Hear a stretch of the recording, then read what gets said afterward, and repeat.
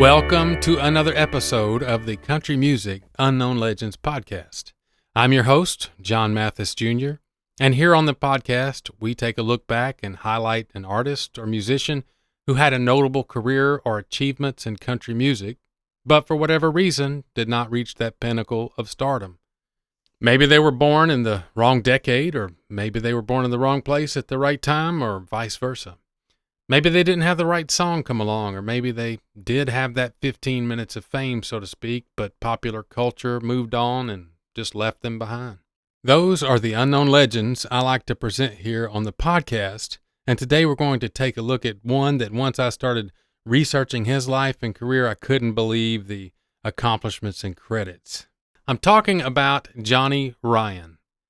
I came across Johnny Rion's name from seeing a promotional letter written to him in October 1954 while he was a DJ at KSTL Radio in St. Louis.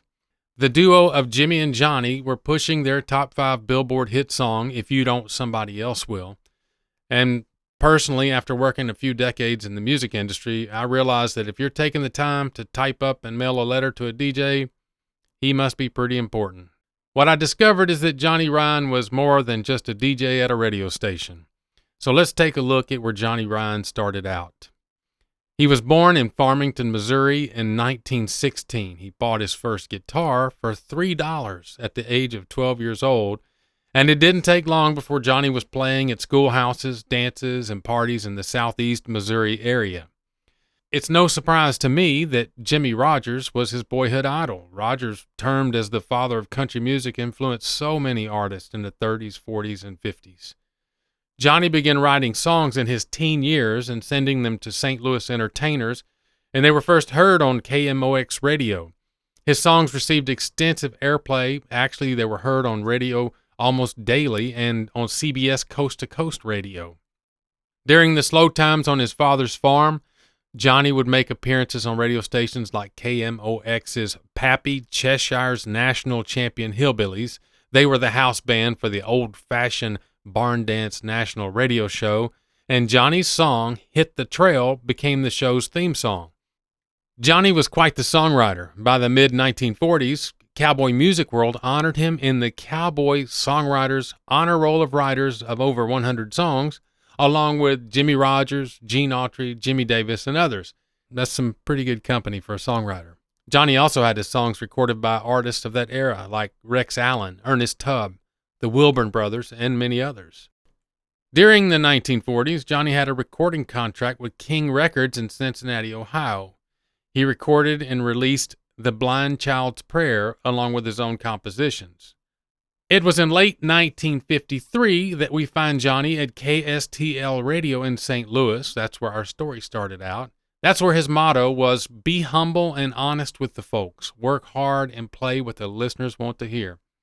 Well, Johnny must have put those words in practice on his 4 weekday programs and 2 Sunday programs on the radio station, because Johnny was getting 1,500 to 2,000 fan letters and cards a week.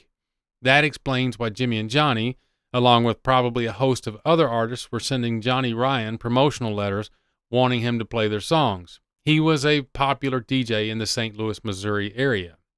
In 1956, Johnny recorded 4 sides for ABC Paramount. They were produced by Red Sovine, with musicians on the session like Chet Atkins and Roy Wiggins. His recording of The Iron Mountain Baby was placed in the archives of the Missouri Historical Society and the Country Music Hall of Fame. One of Johnny's compositions, That Heaven-Bound Train, a tribute to Hank Williams, is enshrined in the Hall of Fame in Nashville. In later years, Johnny recorded several of his own songs on his own independent, Open Road and New Life record label. He also began to write and record his own gospel songs as well as hymns. On all those recordings, he used his 1937 Martin guitar, which he used his entire life. I know a lot of guitar players just started salivating right then. A 1937 Martin guitar. Johnny's library of compositions numbers well over 300. And with all of the songwriting and recording that Johnny had, he began a radio career in the 1940s that spanned 60 years. By 1955, Johnny had been on 25 radio stations at various times.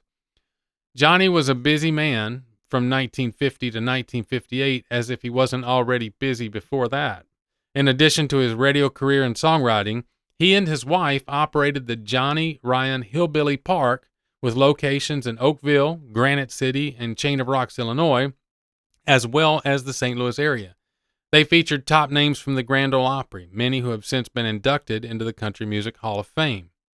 Through his popular radio programs, he also promoted appearances by many country music artists.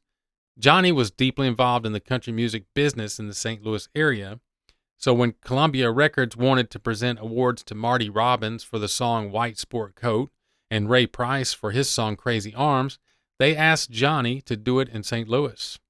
Perhaps the most memorable shows that Johnny did not book into St. Louis, but was deeply involved with, took place at the Missouri Theater in October of 1955 over a 3-day period. In advance of the event, Colonel Tom Parker arranged a meeting with Johnny. At the meeting, he presented Johnny with a string necktie that was made especially for the Colonel by Smiley Burnett's wife and a $50 bill for phone calls to help promote the upcoming show in the St. Louis area. He asked Johnny to serve as the MC for the event that also featured 25 great country stars, including Roy Acuff and the Smoky Mountain Boys, Kitty Wells, Johnny and Jack and the Tennessee Mountain Boys, and Elvis Presley, that sensational rising star with Sun Records. General admission in advance was 75 cents, $1 at the door, kids 25 cents, and reserve tickets were slightly higher.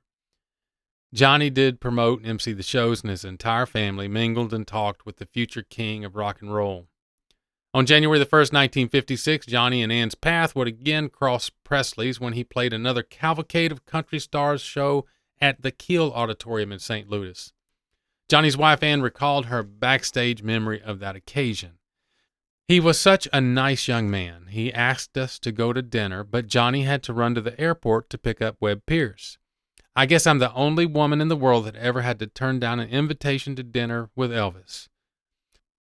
Johnny and Ann made a friendship with Elvis and Colonel Tom Parker that would result in a Christmas card every year thereafter, signed from the Colonel and his friend.